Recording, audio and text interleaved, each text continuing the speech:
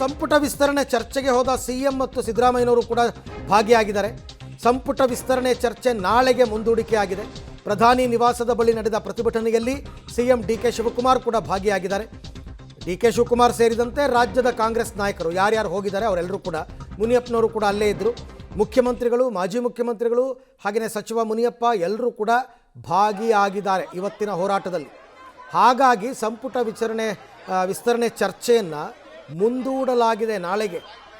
So ನಾಳೆ ಪ್ರಮಾಣ ವಚನ ಇರುತ್ತಾ ಇಲ್ವಾ ಹಾಗಾದರೆ ನೋಡಬೇಕು, ಅದು ಬೇರೆ ವಿಚಾರ. ಬಟ್ ಇವರೆಲ್ಲ ಬ್ಯುಸಿ ಇರೋದು ಹೋರಾಟದಲ್ಲಿ. ಪ್ರಧಾನಿ ನಿವಾಸದ ಮುಂಭಾಗದಲ್ಲೇ ಪ್ರತಿಭಟನೆಗೆ ಕೂತಿದ್ದಾರೆ. ಮೋದಿಯವರು ರಾಜೀನಾಮೆ ಕೊಡಬೇಕು, ಅಮಿತ್ ಶಾ ರಾಜೀನಾಮೆ ಕೊಡಬೇಕು, ಪ್ರಮುಖವಾಗಿ ಧರ್ಮೇಂದ್ರ ಪ್ರಧಾನ್ ಶಿಕ್ಷಣ ಸಚಿವ ರಾಜೀನಾಮೆ ಕೊಡಬೇಕು ಅಂತ ಹೋರಾಟಗಳಾಗ್ತಾ ಇದೆ.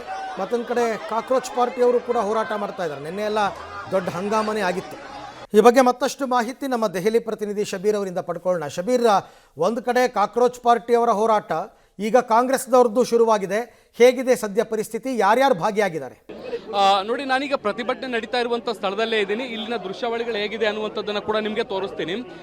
ನೀವು ಮೂಲ ಪ್ರತಿಭಟನಾ ಕೇಂದ್ರ ಏನಿದೆ, ಇಲ್ಲಿ ಲೋಕಸಭಾ ವಿರೋಧ ಪಕ್ಷದ ನಾಯಕ ರಾಹುಲ್ ಗಾಂಧಿ ಅವರು ಮತ್ತು ರಾಜ್ಯಸಭಾ ವಿರೋಧ ಪಕ್ಷದ ನಾಯಕ ಮಲ್ಲಿಕಾರ್ಜುನ್ ಖರ್ಗೆ ಸೇರಿದಂತೆ ಪ್ರಿಯಾಂಕಾ ಗಾಂಧಿ ಮತ್ತು ಪ್ರಮುಖ ನಾಯಕರೆಲ್ಲರೂ ಕೂಡ ಇದ್ದಾರೆ.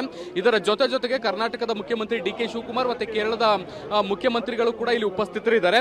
ಎಲ್ಲ ಕಾಂಗ್ರೆಸ್ನ ನಾಯಕರು, ಪ್ರಮುಖ ಸಂಸದರು ಮತ್ತು ಬೇರೆ ಬೇರೆ ರಾಜ್ಯಗಳಿಂದ ಬಂದಿರುವಂಥ ಸಚಿವರು ಎಲ್ಲರೂ ಕೂಡ ಈ ಪ್ರತಿಭಟನೆಯಲ್ಲಿ ಭಾಗಿಯಾಗ್ತಾ ಇರುವಂಥದ್ದು.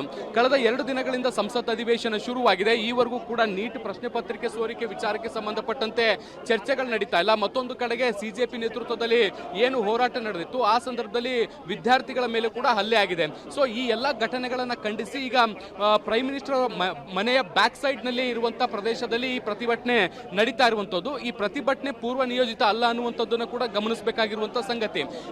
ದಿಢೀರಂತ ಈ ಪ್ರತಿಭಟನೆಗೆ ಕಾಂಗ್ರೆಸ್ ನಿರ್ಧಾರವನ್ನು ತೆಗೆದುಕೊಳ್ಳುತ್ತೆ. ಎಐಸಿಸಿ ಅಧ್ಯಕ್ಷರ ನೇತೃತ್ವದಲ್ಲಿ ಎಲ್ಲರೂ ಕೂಡ ಬಂದು ಇಲ್ಲಿ ಪ್ರತಿಭಟನೆಯನ್ನು ಕೂಡ ಮಾಡ್ತಾ ಇದ್ದಾರೆ. ಇದರಲ್ಲಿ ಡಿ ಕೆ ಶಿವಕುಮಾರ್ ಅವರು ಕೂಡ ಸಚಿವ ಸಂಪುಟ ವಿಸ್ತರಣೆಗೆ ಮಾತುಕತೆಯನ್ನು ನಡೆಸಲಿಕ್ಕೆ ಬಂದಿದ್ರು. ಅವರು ಕೂಡ ಈ ಒಂದು ಪ್ರತಿಭಟನೆಯಲ್ಲಿ ಭಾಗಿಯಾಗಿ ಸಾಥನ್ನು ಕೊಡ್ತಾ ಇರುವಂತದ್ದನ್ನು ಕೂಡ ನಾವು ಗಮನಿಸಬಹುದು. ಸಾಕಷ್ಟು ದೊಡ್ಡ ಪ್ರಮಾಣದ ಭದ್ರತೆಯನ್ನು ಕೂಡ ಇಲ್ಲಿ ಸದ್ಯಕ್ಕೆ ನಿಯೋಜನೆ ಮಾಡುವಂತ ಕೆಲಸವನ್ನು ಕೂಡ ಮಾಡಲಾಗಿದೆ. ಎಲ್ಲ ಕಡೆಗೆ ದೆಹಲಿ ಪೊಲೀಸರು ಕೂಡ ಇರುವಂತದ್ದನ್ನು ಕೂಡ ಗಮನಿಸಬಹುದು. ಈಗಾಗಲೇ ಅರ್ಧದಷ್ಟು ಜನರನ್ನ ಕಸ್ಟಡಿಗೆ ತೆಗೆದುಕೊಂಡು ಇಲ್ಲಿಂದ ಅವ್ರನ್ನ ಸ್ಥಳಾಂತರ ಮಾಡುವಂತ ಕೆಲಸಗಳು ಕೂಡ ಆಗಿದ್ದಾವೆ.